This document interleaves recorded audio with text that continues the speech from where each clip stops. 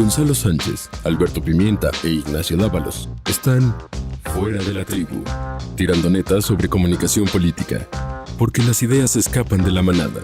Fuera de la tribu. ¿Cómo están todos? Bienvenidos a Fuera de la Tribu. ¿Cómo estás, Nacho Dávalos? Hola, Gonzalo. Es un gusto estar por acá, como siempre. ¿Cómo estás, Alberto Pimienta? Feliz como siempre. 100 días. ¿Contentos? ¿Descontentos? ¿Agüitados? ¿Deprimidos? ¿Decepcionados? ¿Cómo se encuentran?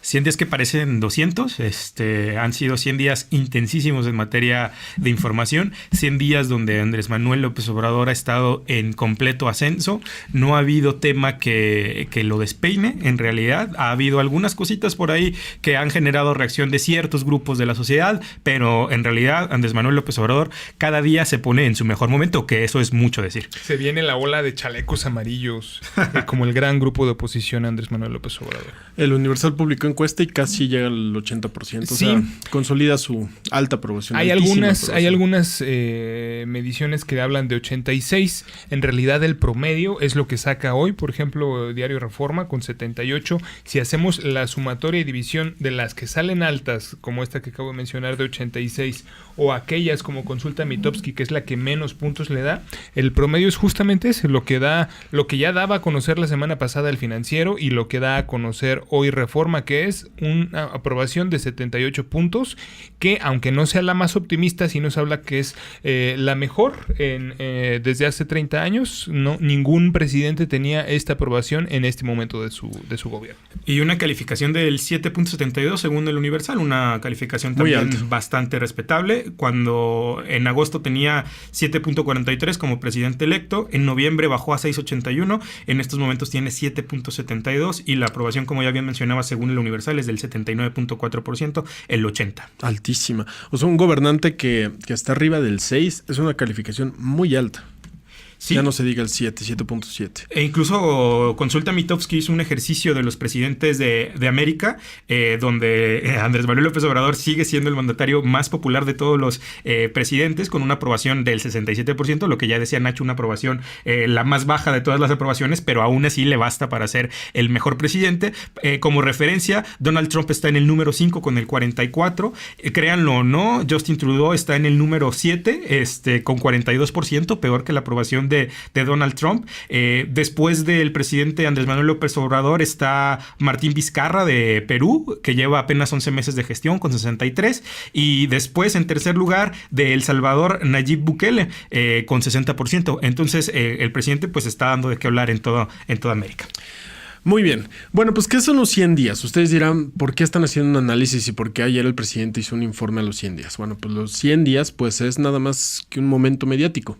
Un momento mediático que se inauguró en Estados Unidos y los presidentes, sobre todo allá en Norteamérica, se dan a la tarea de hacer un corte de caja los primeros 100 días. Creo que esto tiene que ver con mantener, digamos, el momentum que traen después de haber ganado la elección, después de su toma de posesión, pues que esto no se vaya hasta su primer informe, es decir, cuando ya pasó un año, sino mantener de alguna forma la inercia. Esto les permite seguir manteniendo y marcando agenda. Entonces es ante todo un momento de comunicación política, Nacho. Sí. Es una tradición que viene anglosajona y que se toma desde hace algunos años para acá, para digamos, mandatarios, ya sea presidentes o gobernadores o incluso presidentes municipales, le aplican también para dar un corte de que, pues algunos es como si dieran un reporte de resultados. Difícilmente se puede hablar de resultados a los 100 días. Y nada más para cerrar este dato que me parece interesante que dabas, Pimienta, sobre que es el número 1 en América, Andrés Manuel, llevarlo al conteo mundial. El número 1 en aprobación es Rodrigo Duterte de Filipinas. El número 2 es Portugal con Marcelo Rebelo de Sousa, un liderazgo muy parecido al que tiene Andrés Manuel López Obrador, más inclinado a la izquierda y con la austeridad y la cercanía como dos puntos fundamentales de su cómo hacer las cosas. El número 3 a nivel mundial, Andrés Manuel López Obrador, el presidente de México. Muy bien, entonces el número 3 a nivel mundial y el número 1 en América Latina. Y ahora el riesgo será cómo se administra esta administración, esta gran expectativa, conforme a dos problemas que parece que serán piedras en el zapato que difícilmente se pueda quitar el gobierno mexicano. Número 1, el tema de inseguridad. Número 2, el tema de economía. Muy bien. Lo bueno, lo malo, lo feo de los primeros 100 días, Pimienta. Me parece que tenemos presidente, eso es lo bueno, lo mejor. Lo decía él en este informe bastante austero, también hay que decirlo, en Palacio Nacional, un evento sin techo para los invitados. Pero bastante tradicional también, ¿no? Sí. No. Andrés Manuel jamás hará un informe de menos de 1 hora, se aventó 1 hora por 100 días de trabajo. Esperemos que cuando sea el año se aviente 3 horas de informe, seguramente. Pero con estos 100 días le bastó para tener acciones en 62 de los 100 compromisos que dio en el Zócalo. Esto quiere decir que lleva un paso impresionante, mejor que cualquier presidente que hayamos visto en la historia reciente del país. Tiene ciertos reconocimientos. Reconoce, por ejemplo, que en el tema de seguridad las cosas no marchan todavía bien. Lo adjudica un poco al tema de la Guardia Nacional. Dice que a partir ya de la aprobación de la Guardia Nacional las cosas podrán empezar a cambiar. En el tema de las gasolinas, que me parece también un reconocimiento que era obligado a hacer, que no ha podido bajar el precio de las gasolinas, ni siquiera contenerlo, reconoce que ha subido, pero lo adjudica a la falta de implementación del mecanismo de regulación de precios, que parece ya entrará en vigor, con lo que se podrá contener. Lo feo es este tema de la seguridad, que ya lo platicaremos más adelante en el podcast. Pues siguen pasando cosas terribles como la desaparición de 22 migrantes de un camión en Tamaulipas, que parece sigue siendo tierra de nadie. Lo bueno, lo malo y lo feo de los 100 días. Lo bueno, me parece, lo que ha manejado magistralmente desde hace varios años Andrés Manuel López Obrador, el tema de los símbolos. Desde días antes de llegar, me parece que el tema de haber regresado Los Pinos, abrirlos y que cualquier persona pudiera ingresar a este lugar que era un mito de qué pasaría detrás de esas puertas. El tema del jet en el que se mueve Andrés Manuel López Obrador, el tema de la cercanía con la que se mueve. Me parece que el manejo que ha tenido desde esta parte de los símbolos le ha ayudado a ser congruente con el discurso que ya tenía, y además le ha ayudado también a ganar en adeptos. En el tema de acciones, me parece que ha sido atropellado. Por ejemplo, el tema del combate al huachicol, que es de lo que más se le aplaude, me parece que muy bien hecho, pero de alguna manera con estas decisiones atropelladas se pudo haber hecho sin que tuviera consecuencias el tema del desabasto en los estados. En general, me parece que las acciones que se han tenido han sido muy inteligentes desde lo simbólico, y el único punto en el que yo insistiré, me parece, de aquí a que termine la administración, es la pregunta: ¿era necesario para dar este golpe de mesa cancelar el aeropuerto de Texcoco y sustituirlo por un proyecto como el de Santa Lucía, que conforme se da más y más información por parte de los agentes especializados, pareciera que es un proyecto que tiene muy poco sustento y que igualmente nos va a seguir saliendo carísimo pagar aquello que no se va a hacer, que es justamente el proyecto del aeropuerto de Texcoco? Me parece que es de los errores que se tomaron desde lo técnico, aunque si se mira con ojos de 4T, seguramente se dirá que fue una buena acción, porque se le dejó claro al poder económico que arriba de él estaba el poder político. Y tuvo sus consecuencias, ¿no, Nacho? O sea, primero los vaivenes, hubo forcejeo con los poderes fácticos, pero al final del día llegan a los 100 días, al parecer ya en acuerdo, por lo menos en un clima de armonía, sobre todo con el Consejo Coordinador Empresarial y lo que ya comentamos la semana pasada, que fue este pronunciamiento de su nuevo dirigente. Miren, a mí en lo particular el tema de los 100 días ya me parece un tanto choteado. Sí. Yo no sería algo que recomendaría, flojera, ¿no? No sería algo que recomendaría ya a algún gobernante. Entiendo que cuál es el objetivo que se busca, y creo que si analizamos el objetivo per se, creo que Andrés Manuel lo logra, es decir, pasa esta aduana de los primeros 3 meses en donde pudo llegar o bien desgastado, o bien pasar desapercibido, o bien vitoreado. Creo que sale más vitoreado que desgastado. Creo que Andrés Manuel, con el discurso de ayer, pues trata de dejar claro que ha hecho muchas cosas. Creo que el 99% se centra en la parte simbólica, no se puede dar por sentado que ya haya resultados concretos. Creo que ciertamente hay mucha tela de dónde cortar en cuanto a lo que hace falta que dé claridad para saber si lo que está prometiendo se va a cumplir o no. La Guardia Nacional es una de las grandes incógnitas, y si va a ser o no eficiente para mitigar la deuda que se tiene en materia de inseguridad, que no se ve nada sencillo. Sin embargo, repito, creo que logra este primer objetivo de generar o más bien fortalecer la percepción de que está trabajando, fortalecer la percepción de que hay un nuevo líder en el país, y más allá de que se esté de acuerdo o no con su liderazgo, hay un nuevo líder, y creo que, como comentaba Pimienta, esa parte que se sienta que hay una autoridad es importante. Ya después el análisis de qué es lo que está haciendo bien, o en qué se ha equivocado o en qué ha acertado, ya es otra cosa, pero el hecho de sentir una autoridad me parece que es importante. ¿No les hubiera gustado, Pimienta, Gonzalo, ver a un gobierno que propone la transformación del país salirse un poquito de este script del asunto de los 100 días y hacer este evento que además, para mi gusto, hasta medio feo? Vemos ahí, lo vimos como una fuente que como que tapaba el tiro de las cámaras. Vamos, como evento ni siquiera está bien hecho. Sí, lo vemos desde los lentes de la austeridad, nos dirán que fue por eso, pero vamos, más allá de los cómo, ¿no les habría resultado atractivo ver a este gobierno que se dice de la Cuarta Transformación transformando este protocolo y dándole algún sentido de innovación? Y si les parece que es así, ¿cuáles serían como los tiros por donde podría atacarse o darle un tanto de innovación al ejercicio? Yo no estoy tan seguro que le siente bien a Andrés Manuel la figura de un político nuevo, porque en realidad no lo es. Andrés Manuel sigue siendo este político de templete que tiene mucho contacto con las masas, y hacerle un evento distinto a esto de los 100 días podría parecer ciertamente artificial.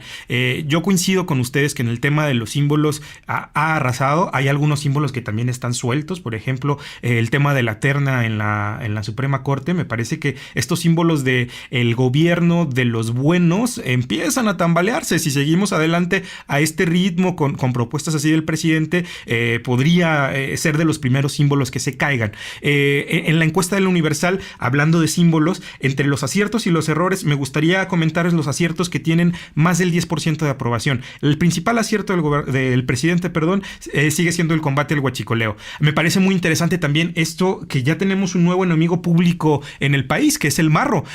Un actor que no estaba presente hace apenas unos meses, ahora ya tenemos un nuevo contrincante que entra en la misma narrativa del combate al huachicoleo.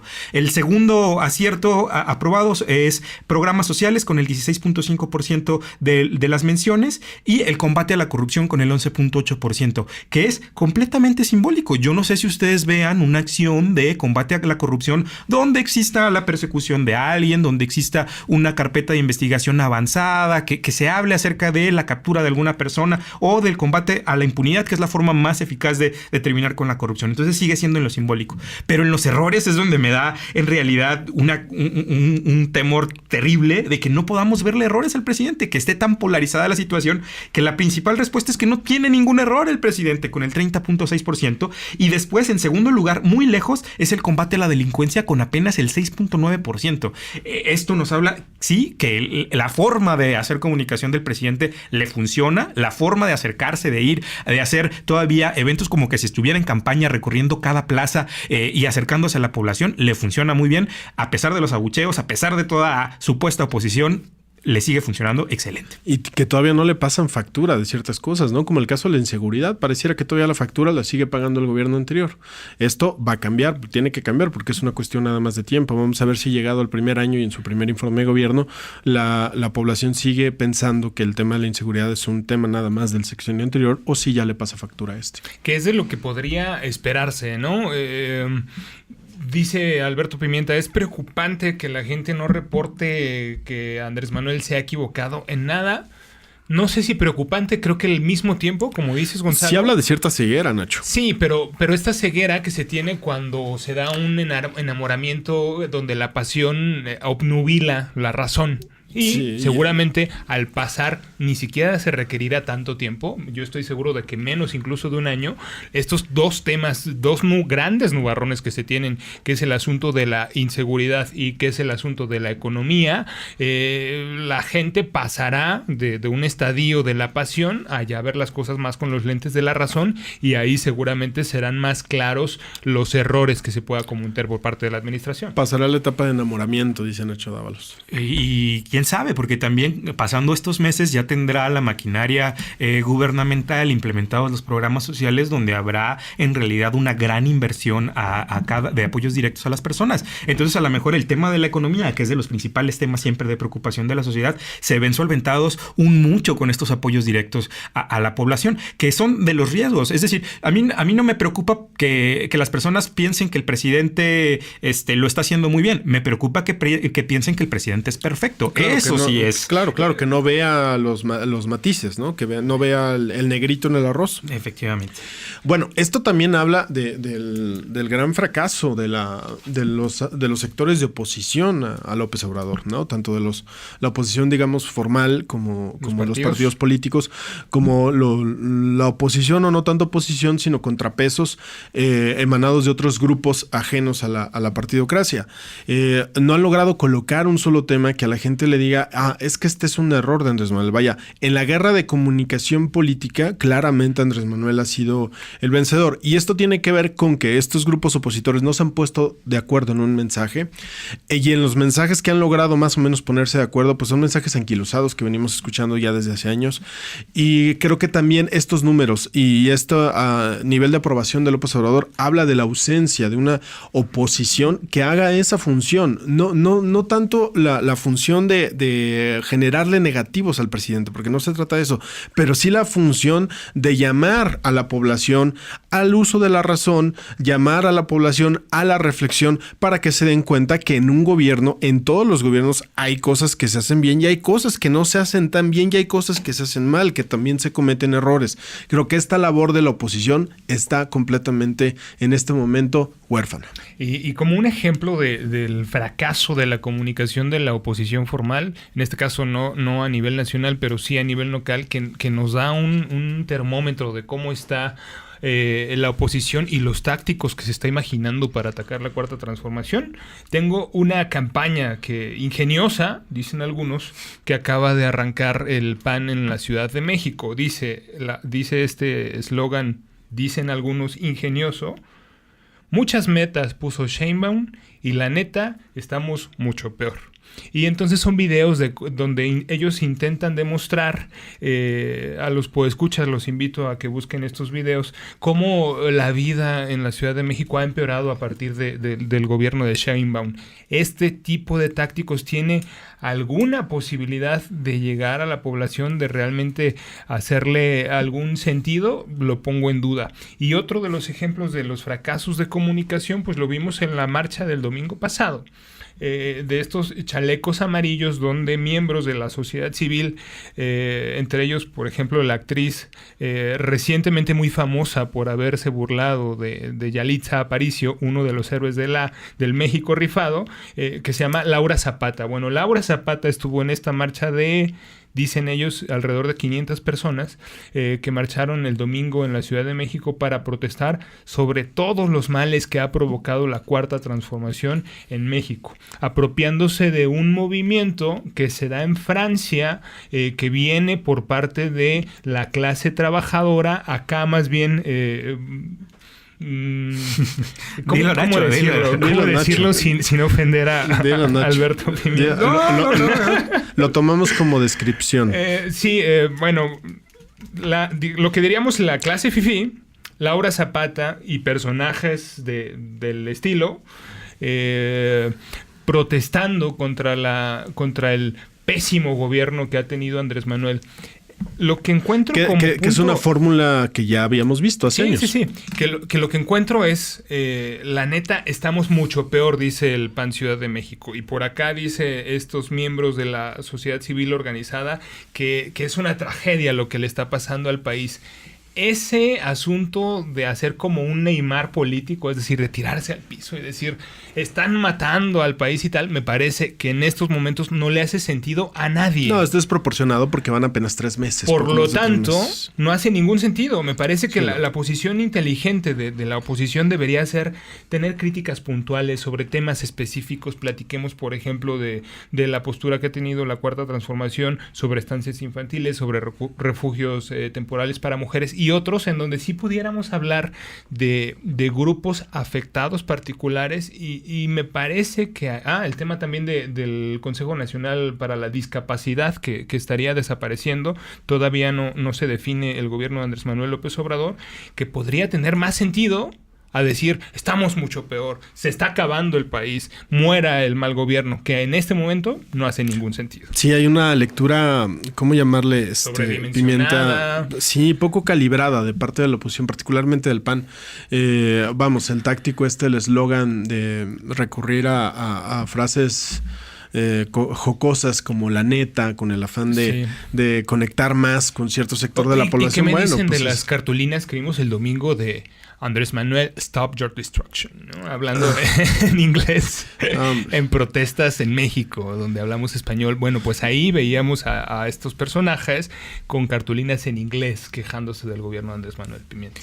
Pues sí, lo hemos comentado, sí existe una verdadera PG-fobia que se debe de poner en su justa dimensión. Es decir, yo puedo ver todas estas manifestaciones espontáneas, supuestamente, y por el otro lado ver a Carlos Slim saliendo del informe de los 100 días y defendiendo a capa y espada al presidente.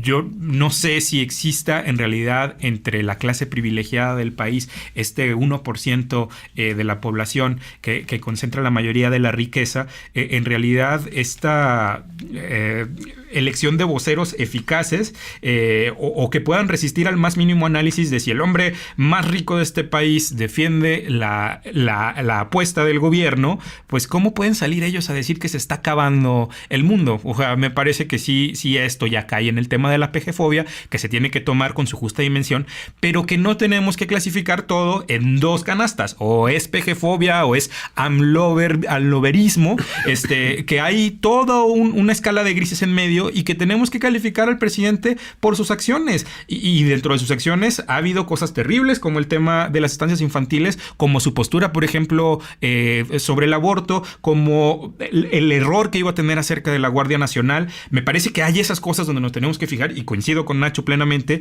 la oposición tiene que estructurar sus mensajes de acuerdo a temas específicos que le hagan sentido a las personas, no nada más a ellos mismos. Están dentro de su tribu, hay que dar un pasito fuera de la tribu.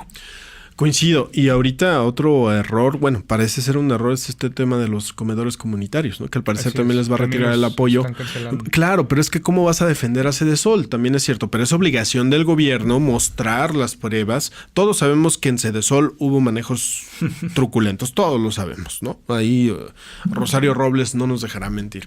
Pero es obligación de este gobierno mostrarlo y justificar que se vean en el espejo del error que ya cometieron con las estancias, ¿no? Que acusaron corrupción, pero que nunca mostraron nada que acreditara que efectivamente había corrupción. Bueno, pues que no lo hagan ahorita con los comedores comunitarios, que sí acrediten que hay malos manejos y a partir de eso justifiquen su política pública. Sí, y además dices, es obligación del gobierno, pero también sería de la oposición mostrar esta otra cara de la moneda en donde pongamos la discusión a que sea eso, que se castiguen los malos actos por parte de exfuncionarios y que se castigue la corrupción en caso de haberla, pero que no le retires a grupos que tienen necesidades específicas esas acciones que requieren y que se tiene probado que fueron para esas personas de utilidad. Muy bien, mencionabas el aborto, Pimienta, y si les parece bien le entramos al tema, porque la semana que acaba de pasar, la senadora de Morena por el estado de Sonora, Lili Telles, propuso una iniciativa para criminalizar a la mujer. por el tema del aborto. Que tiene su origen en una acción en donde estuvieron involucrados Dante Delgado y la senadora Patricia Mercado, quienes permitieron el ingreso al recinto de activistas de la Marea Verde que utilizan estos símbolos para promover la legalización del aborto. Entonces, básicamente en cada una de las curules pusieron estos símbolos y esto es lo que despertó justamente la rabia de la senadora Lili Téllez, que para que la describimos mejor, vamos a escuchar. Y poner un trapo verde en mi escaño, en un escaño que no es el suyo, Patricia Mercado, hace que otras mujeres y otros ciudadanos piensen que yo apoyo el aborto cuando estoy en contra.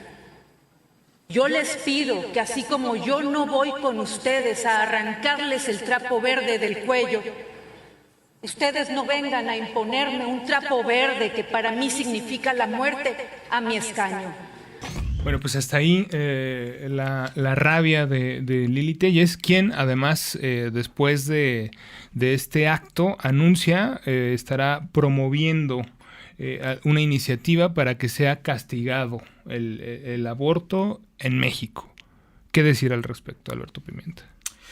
Pues, híjole, la senadora tiene toda la libertad de pensar como quiera. Me parece también que tiene la posibilidad, desde mi punto de vista desafortunada, de abrazar una bandera que tiene cierta representación en el país, es decir, en el norte del país y en algunos lugares de el Bajío y de Occidente hay ciertas posturas que están en contra del aborto y que consideran que la vida se debe defender desde el momento de la concepción, y bueno, ella tiene esta posibilidad, pero las formas regresar a esta cosa de por lo que se ofenden las personas, me parece, los senadores, la Cámara Alta de nuestro país, sí me parece ultra desproporcionado referirse a una manifestación que ha sido promovida principalmente por sectores jóvenes de las mujeres, que es esta marea verde. Me parece que referirse en términos como que son asesinos, como que su lucha no está justificada y hacer toda esta retórica a partir de que le pusieron un pañuelo verde en su escaña me parece ultra desproporcionado, pero no es la única de las posturas desproporcionadas. En el mismo debate en la Cámara podemos escuchar otra postura del mismo partido político. Les dejamos las palabras de Jesús Rodríguez. Festejo que una mujer como María Consuelo Mejía, que además de ser católica es inteligente, cosa que no es muy común, nos parece maravilloso que ocurra y que concurra en esta ocasión. Yo no sé qué les parezca, pero ninguna de las dos posturas así de polarizadas está bien. Me parece que la descalificación del otro grupo como tratando de desaparecerlo de la faz de la tierra o de minimizarlo a que son las personas más estúpidas o que son asesinos no nos ayuda a generar los consensos necesarios para que el país llegue a esta paz y concordia que Andrés Manuel ha promovido.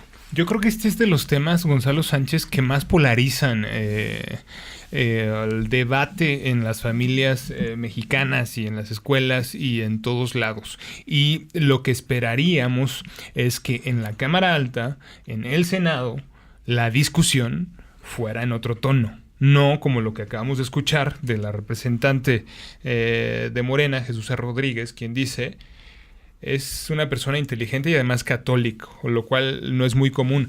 ¿A qué porcentaje de mexicanos le estaría diciendo con esto Jesús Rodríguez que son estúpidos? ¿Como cuántos católicos hay en México? No, pues la mayoría, más del 90% de la población. ¿Ese es algo que se puede permitir un senador? No, por supuesto que no. Nadie que represente el poder público puede hacer ese tipo de aseveraciones. Son aseveraciones ligeras. Desafortunadamente, en ocasiones la línea ideológica pues les gana, ¿no? Y no entienden el espacio en el que están y sobre todo no entienden lo que representan, ¿no? No se vale una ofensa de este tipo bajo ningún argumento. Sin embargo, cuando eres militante solamente, bueno, pues te puedes dar esas licencias, ¿no? y allá tú con las consecuencias de estos dichos. Pero cuando eres un senador de la República, yo creo que, como bien dice Pimienta, sin caer en este discurso,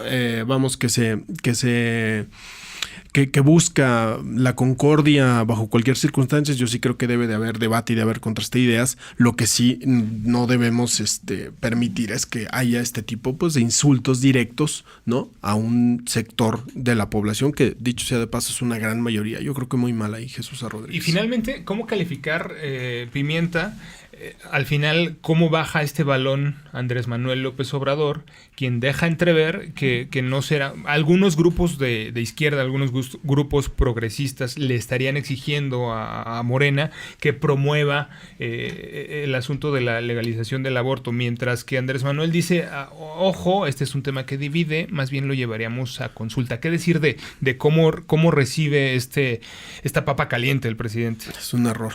Pero tú, Pimienta. Coincido completamente, es un error. A ver, cuando digo que existen dos lados de la balanza dentro de Morena y que ambos lados radicales no deben de ser, no estoy sugiriendo que el punto medio tiene que ser, pues platiquémoslo, desde mi punto de vista, el tema del aborto es un tema de derechos de las mujeres y como es un tema de derechos, no puede ponerse a consulta. Se tiene que garantizar el derecho a la mujer a decidir y este derecho no es que se utilice siempre o que sea una regla y que todas las mujeres vayan a abortar. No, es que cada quien desde su perspectiva individual, desde su contexto particular, que puede ser de violencia, no violencia, error o no error, puedan decidir qué es lo que pasa con sus cuerpos.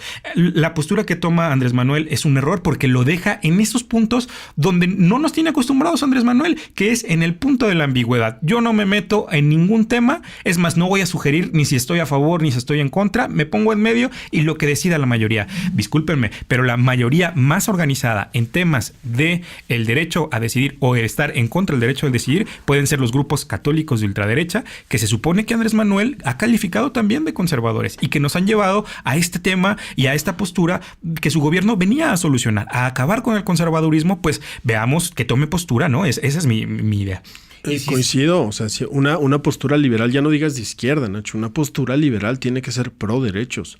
Claro. Y no puede someter, como comenta Pimienta, no puede someter este tipo de asuntos a consulta. Los derechos no se consultan. Porque además puede pasar lo que ya sucedió en Nuevo León, ¿no? Que en Nuevo León se acaba de aprobar una ley en donde se va a criminalizar a las mujeres que se practiquen el aborto, aún en casos de violación. Y además, esta puerta que se estaría abriendo para este tipo de temas, ¿qué otros asuntos nos podrían llevar a consultar y a llevar a la ley que no tendría ningún sentido? La pena de muerte les gusta en un país en donde la inseguridad es algo que nos duele muchísimo. ¿O qué tal aquella propuesta donde el hoy gobernador de Nuevo León, en su momento, en su faceta de candidato presidencial, decía hay que mocharle las manos a la gente que roba? Es probable que un sector importante de la población estuviera votando a favor de esto. Es decir, los derechos humanos nos los pasamos por donde sea para satisfacer la hambre de que tenga el público, la audiencia de un estadio. Esto, me parece, no es solamente este tema del aborto, estaría abriendo la puerta para que otros temas peligrosísimos de meter a consulta, pues pudieran estar pasando también por ese mismo calibre. Deberían de escuchar a la secretaria de Gobernación, a la ministra Sánchez Cordero, que me parece que tiene una postura por lo menos acorde con una visión liberal y con una visión de izquierda de las cosas. Pero ya nos tiene acostumbrados Morena, que es un crisol en donde verdaderamente cabe todo. Y creo que eso es lo que resulta tan disonante, que de repente hay una senadora con posturas tan conservadoras o haya candidatas a la Suprema Corte de Justicia de la Nación que forman parte de la terna que envió el presidente con posturas tan profundamente conservadoras, que haya un presidente que manifiesta ser liberal y que hay una Secretaría de Gobernación que en los hechos y en los dichos ha sostenido sí una postura mucho más progresista. Sí, y que al final uno no sabe de dónde va a caer el balón, ¿no? En un crisol tan amplio, pues quién sabe qué termine ocurriendo. Muy bien, pues ¿qué pasó con los abucheos, Pimienta? ¿En qué terminó? Híjole, pues ya El llegamos, abucheo gate. ya llegamos al punto más alto, yo creo, de esta discordia. Me gustaría platicarles que yo el sábado salí a comer inocentemente a la zona de Chapultepec en Guadalajara, muy cerca, yo no sabía, me llevó mi novia, a donde se iba a llevar a cabo el meeting de Andrés Manuel López Obrador, y llegué algunas horitas antes de que fuera a comenzar el meeting, y me pareció extraño que yo veía camiones de Tlajomulco, uno de los bastiones de Movimiento Ciudadano, de donde milita el actual gobernador de Jalisco, y veía grupitos de personas haciendo llamadas por teléfono, veía en las esquinas a muchas personas concentradas, ya caí en cuenta que era esto, y pues bueno, en Jalisco llegamos al punto máximo de la guerra de los egos. Llevamos a un concurso de porras como en la secundaria, donde el salón A contra el salón B se esforzaban para llevar el mayor número de gargantas y apoyar a su presidente del salón.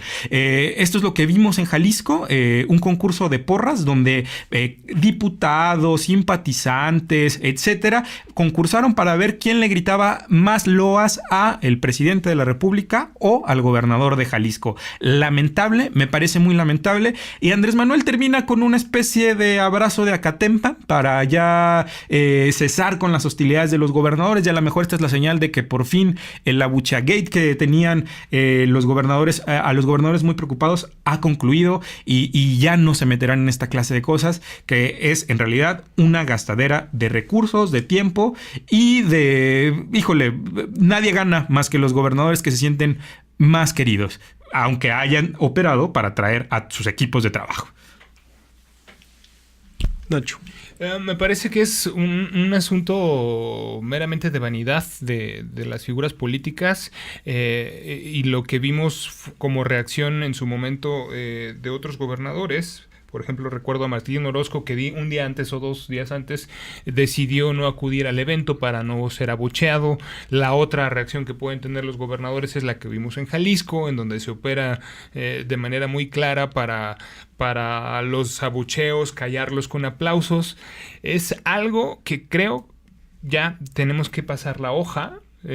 Tanto las huestes de Morena como los gobernadores de los estados, sobre todo aquellos estados donde hay partidos de oposición gobernando, me parece que ya tendría que pasarse este asunto. La discusión tiene que ser en otro sentido, tiene que haber civilidad en este tipo de actos, y sí, como dice Pimienta, esperemos que esto sea ya el culmen de los famosos abucheos, que insisto, me parece que nos llevan a perder tiempo de discusión importante sobre temas que tienen ninguna relevancia, que es la vanidad de actores políticos. Punto. Es un asunto de mera vanidad, y la verdad es, creo que lo lamentable aquí es que los políticos se distraigan, ¿no?, en atender este tipo de temas, porque claro, seguramente ese tiempo lo dejan de emplear en otras cosas más productivas. Las reuniones previas, Gonzalo, claro. Se viene el evento, ya faltan 3 horas. ¿Cómo van los camiones? A ver, háblale a los de la sección fulana, a ver si ya está lista la gente. ¿Sí traen bien las porras? ¿Están bien preparada la gente? Y los otros operadores reportándole al gobernador, ya estamos preparados, gober. Usted va a ser aplaudido. Despreocúpese. Qué cosa que un gobernador esté ocupado de estos temas. Leía trascendidos que hablaban de que en Tlajomulco, donde el transporte público no es de las cosas más eficientes que existen, pues estuvo todavía peor, porque uno de los principales operadores de los camiones que van desde Tlajomulco a la zona metropolitana de Guadalajara, bueno, a Guadalajara, la zona conurbada, llamémosle así, pues dedicó parte de esos camiones a transportar las porras que iban a estar en el evento, cosa que pues es bastante tonta, ¿no? Y escuchamos expresiones que a mí me parece que es una oda al ego y que terminan descalificando a los actores, como por cada abucheo habrá 300 aplausos. Esta clase de cosas sí me parece de una preocupación tan banal que descalifica a la persona que lo dice, porque se ve cuál es la fragilidad de esta persona, se le alcanza a ver que su punto emocional está en otro lado, aún sabiendo que este es un mitin político, donde los mítines políticos lo que pasa es que abucheas a las personas que no simpatizan con tu opinión política, pero cuando eres un político, pues no tienes que recibir siempre aplausos. Es esta idea de el político que recibe el aplauso de la mayoría ya se acabó. Vivimos en una democracia donde las mayorías no son tan sólidas como antes y donde los aplausos, como el presidente anterior lo decía bien, pues ya sé que no aplauden. En realidad es que a eso se deben de acostumbrar los políticos, que las personas ya no aplauden a los políticos porque están haciendo su trabajo. ¿Por qué le vamos a aplaudir a alguien que está haciendo su trabajo? Es lamentable. Así es, y sobre todo,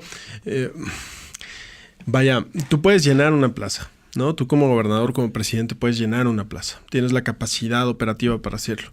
Y esta plaza te puede llenar de lobas y te puede llenar de vítores. ¿Significa algo eso? ¿Va a cambiar en algo tu realidad? Te hará sentir bien en ese momento, seguro. Que te quiere mucho la gente. Si acaso. Bueno, pues aquí le dejamos. Esto fue Fuera de la Tribu. Muchas gracias, Nacho. Hasta la próxima. Gracias, Alberto Pimienta. Gracias a todos. Nos escuchamos la siguiente. Gracias a quienes nos ven en redes sociales. Aquí seguimos. Nos vemos la próxima. Chao.